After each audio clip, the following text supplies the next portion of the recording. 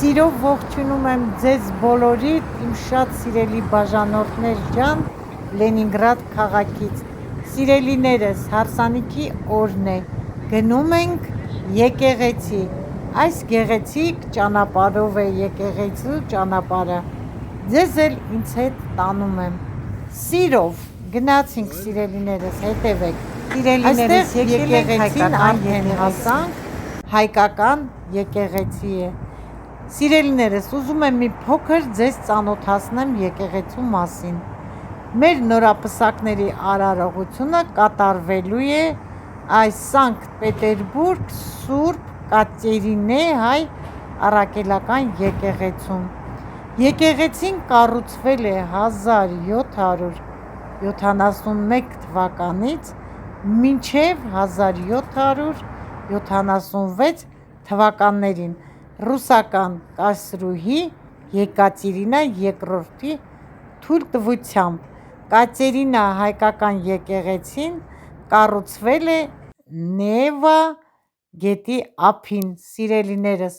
տեսնում եք ինչ գեղեցիկ եկեղեցի է, ճիշտ է, ռուսական ոճով է կառուցվել, բայց շատ գեղեցիկ է, այստեղ էլ մեր հայկական խաչքարն է, որը դրել են, հեսա մոտիկացնեմ կամերան, ցույց կտամ, սիրելիներս, գեղեցկությունը վայելեք,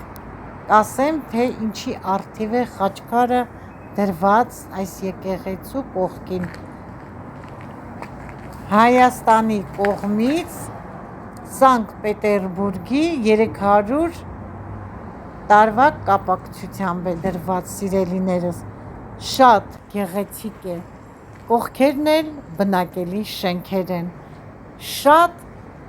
դուր եկավ ինձ այս գեղեցիկ եկեղեցին, սիրելիներս, իսկ հիմա ձեզ ցույց եմ տալի եկեղեցու ներսի քանդակները, սյունները, կամարները, բոլորը ձեռքի աշխատանք են, ինչքան հմուտ ձեռքեր են, որ այսպիսի գեղեցիկ քանդակներ են արել, ասեմ, որ 2024 թվականին եկեղեցին վերանորոգվել է, այդ ընթացքում եկեղեցին աշխատել է նաև, տեսնում եք, շատ գեղեցիկ է, շատ, ուղղակի խոսքերն ավելորդ է, լուռ հետևենք, թե գեղեցկությանը, թե մեր նորապսակների արարողությանը, ձեզ հաճելի դիտում, իմ լավ բարի բաժանորդներ ջան,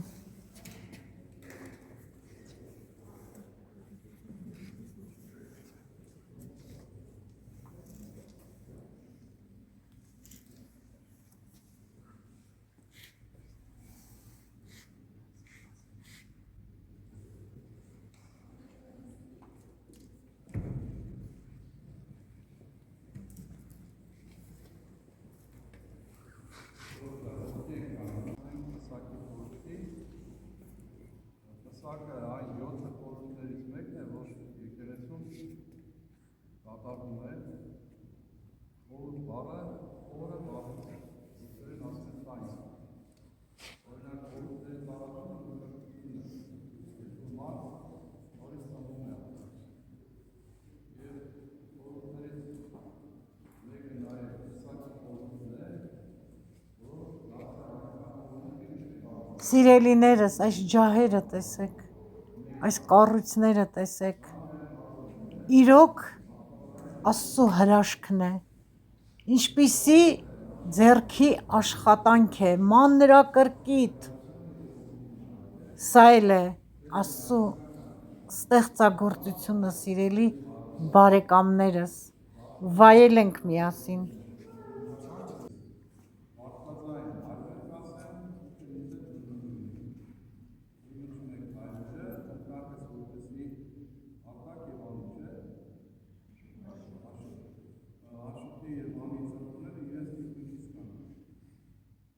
Ռուբեն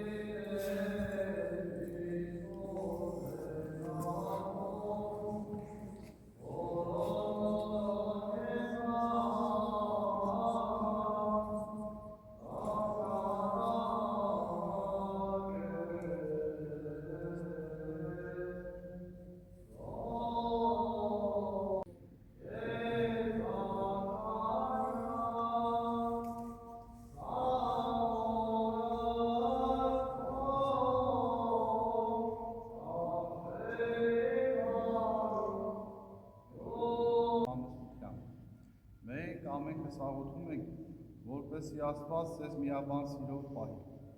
որ ծերության հասնի եւ իր երկնային անթառան պսակին աշնանացնի։ Բայց դուք երկուսդ էլ շատ լավ գիտեք, որ կյանքում կան տեսակ փորձություններ, հիվանդություն, գործերից աղմուկություն, աղքատություն, այլևայլ դժբախտություններ։ Մեր սրտագին աղոթքն է, որպեսզի Աստված ձեզ ամեն տեսակի փորձությունից հեռու պահի, բայց Աստծո կամքը սա է, որ դուք երկուսդ բոլոր պարագաներում, մանավանդ նեղությունների եւ դժվարությունների մեջ միշտ լինեք իրար օգնական, տեր եւ պաշտպան եւ հավատարիմ մնաք իրար մինչեւ հիմա։ Որդյակ իմ պես, խոստանում ես բոլոր պարագաներում, մինչև հիմա, տեր եւ պաշտպանել այս օրոքին, որ կինդ պիտի դառնա եւ հավատարմությամբ սիրել նրան։ Որդյակ իմ պես, խոստանում ես բոլոր պարագաներում, մինչև հիմա, տեր եւ պաշտպանել այս օրոքին, որ կինդ պիտի դառնա եւ հավատարմությամբ սիրել նրան։ Որդյակ իմ պես, խոստանում ես բոլոր պարագաներում, մինչև հիմա, տեր եւ պաշտպանել այս օրոքին, որ կինդ պիտի դառնա եւ հավատարմությամբ սիրել նրան։ Եվ դու դուստր իմ հարց, խոստանում ես բոլոր պարագաներում, մինչև հիմա, հնազանդ լինել այս երիտասարդին, որ ամուսինդ պիտի դառնա եւ հավատարմությամբ սիրել նրան։ Եվ դու դուստր իմ հարց, խոստանում ես բոլոր պարագաներում, մինչև հիմա, հնազանդ լինել այս երիտասարդին, որ ամուսինդ պիտի դառնա եւ հավատարմությամբ սիրել նրան։ Եվ դու դուստր իմ հարց, խոստանում ես բոլոր պարագաներում, մինչև հիմա, հնազանդ լինել այս երիտասարդին, որ ամուսինդ պիտի դառնա եւ հավատարմությամբ սիրել նրան։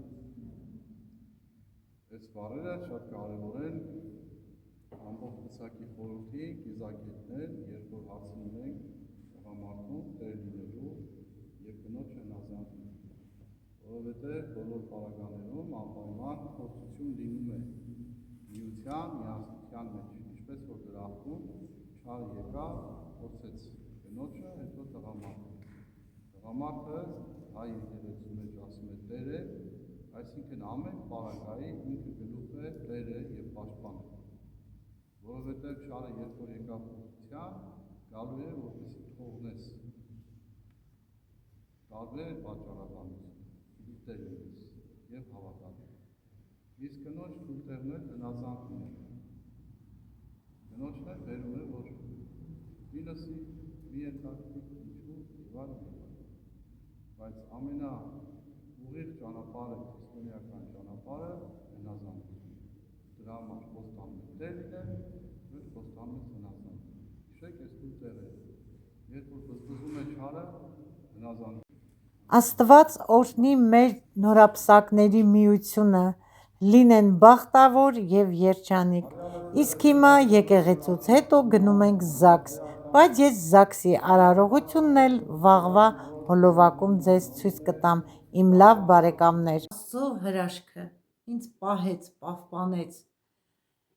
Շատ լավ զգացի ինձ ճանապարհին, սիրելիներս։ Ճիշտ է, հոգնում ես։ 10 ժամ գնացինք, որովհետև